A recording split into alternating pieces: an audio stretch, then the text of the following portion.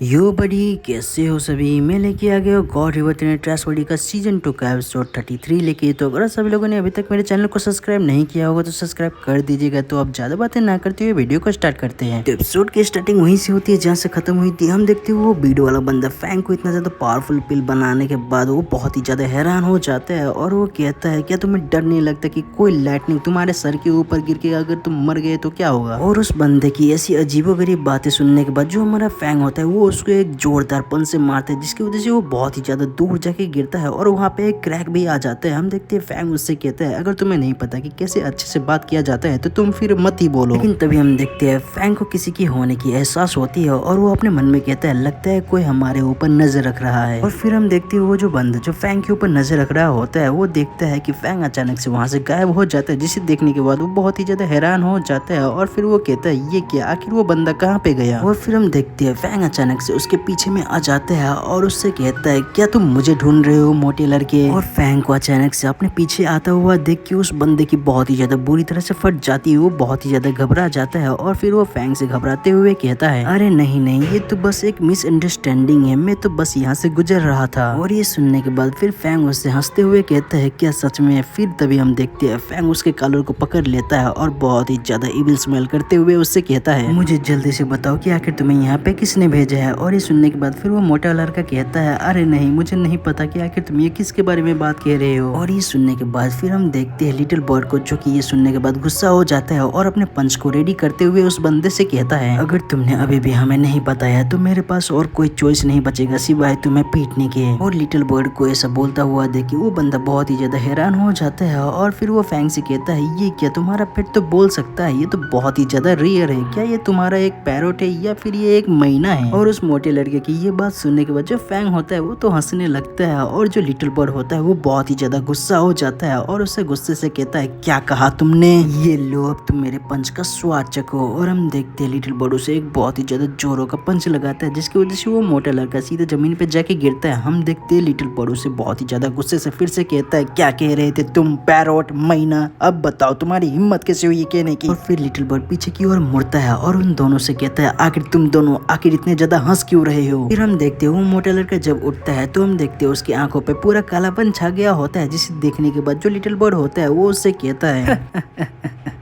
अब क्या करोगे मोटे लड़के। और ये सभी चीजें होने के बाद वो जो मोटा लड़का होता है वो भी बहुत ही ज्यादा गुस्सा हो जाता है और वो फिर अपनी क्यूआई को रिलीज करते हुए बहुत ही ज्यादा गुस्से से कहता है आखिर तुम्हारी हिम्मत कैसे हुई, तुम बकलोल पंछी कहीं के, मैं एक लेवल 9 का कॉम्बैट सोल हूँ। लेकिन तभी हम देखते हैं जो फैंग होता है वो अपना हाथ उसके कंधे की ओर बढ़ाता है और फिर वो उसके कंधे को बहुत ही ज्यादा जोरों से पकड़ते हुए उससे कहता है अब मैं और भी ज्यादा समय बर्बाद नहीं करना चाहता, तो तुम्हारे लिए अच्छा होगा कि अब तुम मुझे सभी सच्चाई बता दो। और हम देखते हैं जो उस बंदे की क्यूआई होती है वो फैंग के हाथ रखने की वजह से पूरी तरह से गायब हो गई होती है जिसे देखने के बाद वो बंदा बहुत ही ज्यादा घबरा जाता है और बहुत ही ज्यादा हैरान होते हुए अपने मन में कहता है ये क्या, मेरी जो क्यूआई थी वो अचानक से डिसअपीयर कैसे हो गई। फिर हम देखते हैं वो जो बंदा होता है वो जल्दी जल्दी सभी चीजें फैंग को घबराते हुए बताने लगता है मेरा नाम चेन सियाओ फैंग है और मैं चेन फैमिली से हूँ। चेन फैमिली बिल्कुल ही लिन फैमिली की तरह ही फेमस है। और ये सुनने के बाद जो फैंग होता है वो कहता है एक बंदा जो कि चेन फैमिली से है, आखिर तुम्हें मुझसे चाहिए क्या। फिर वो बंदा फैंग से कहता है अगर मैं सही हूँ तो तुम जरूर सही पर्पल किंग हो, क्यों मैंने सही कहा ना। और उस मोटी लड़की की ये बात सुनने के बाद जो फैंग और सभी लोग होते हैं वो बहुत ही ज्यादा हैरान होते हुए उस बंदे से कहते हैं क्या कहा पर्पल किंग, आखिर वो कौन है। और ये सुनने के बाद फिर वो जो मोटा लड़का होता है वो बताते हुए कहता है पर्पल किंग एक टाइटल है जो कि हमने उस मिस्टीरियस आदमी को दिया हुआ है। इन्वेस्टिगेशन के बाद हमें ये पता चला है कि जो लिन फैमिली का प्रिंस था और जो सियाओ फैमिली के बंदे थे उन सभी को ही उस बंदे ने मारा था। और हाल ही में यहाँ तक कि बहुत सारे सु फैमिली के मास्टर्स को भी मारा था। ये जो बंदा है इसके पास 2 पर्पल विंग्स है और इसके मूव्स इतने ज्यादा फास्ट है कि ये एक लाइटनिंग के बराबर है। वो बंदा बिल्कुल एक कॉम्बैट किंग के जितना पावरफुल है, तो इसलिए जितने भी सारे बंदे लोग हैं जो होली फ्लेम सीक्रेट लैंड में है वो सभी लोग उस बंदे को पर्पल किंग बुलाते हैं। इतनी ज्यादा तारीफ सुनने के बाद जो फैंग होता है वो तो बहुत ही ज्यादा खुशी हो जाता है, लेकिन जो लिटिल बर्ड और बीड वाला बंदा होता है वो बहुत ही ज्यादा हैरान हो जाता है और बहुत ही ज्यादा हैरान होते हुए कहता है ये क्या बहन के पकौड़े, इतना ज्यादा ऑसम निकनेम। फिर वो मोटा लड़का कुछ बताते हुए कहता है कि पर्पल किंग, मैं यहाँ पे चिन फैमिली के कहने पे आपको बताने आया हूँ कि जो लिन फैमिली, सियाओ फैमिली और जो सू फैमिली है वो आपके साथ कुछ बुरा करने का प्लान कर रही है फ्लेमलिश बैटल के दौरान। और ये सभी चीजें सुनने के बाद जो फैंग होता है वो हंसते हुए कहता है कि मुझे पता ही था कि वो जो 3 फैमिलीज है वो कुछ ना कुछ जरूर से करने वाली है, लेकिन ये सभी चीजें मुझे चिन फैमिली क्यों बता रही है, आखिर इससे चिन फैमिली को क्या होगा। और ये सुनने के बाद वो जो मोटा लड़का होता है वो फैंग से कहता है क्योंकि जितने भी सारी फैमिली है वो सभी की सभी आपकी फ्रेंड बनना चाहती है क्योंकि आप एक बहुत ही ज्यादा कमाल के एल्केमिस्ट हो। और ये सुनने के बाद जो फैंग होता है वो उसके पास चला जाता है और उसको पकड़ते हुए बहुत ही ज्यादा एक इविल स्माइल देता है और उससे कहते हैं इंटरेस्टिंग, तो तुम्हें पता चल गया कि मैं एक एल्केमिस्ट हूँ। फिर हम देखते हैं फैंग उस बंदे से कहता है कि मुझे अभी भी तुम्हारे ऊपर यकीन नहीं कि तुम मेरे दोस्त हो या दुश्मन हो। और ये सुनने के बाद फिर वो जो मोटा लड़का होता है वो फैंग से कहता है कि आप मुझे बताइए कि मैं ऐसा क्या करूँ जिसकी वजह से आपको मेरे ऊपर भरोसा हो। और ये सुनने के बाद जो फैंग होता है वो एक स्माइल करते हुए उसको एक बहुत ही ज्यादा जोरों का पंच लगाता है और उससे कहता है बिल्कुल ऐसे। सीन शिफ्ट होता है और फिर हम देखते हैं उस मोटे लड़के को जो कि वहां से जाने लगता है और फिर वो थोड़ी दूर जाने के बाद बहुत ही ज्यादा खुश होते हुए और बहुत ही ज्यादा हंसते हुए कहने लगता है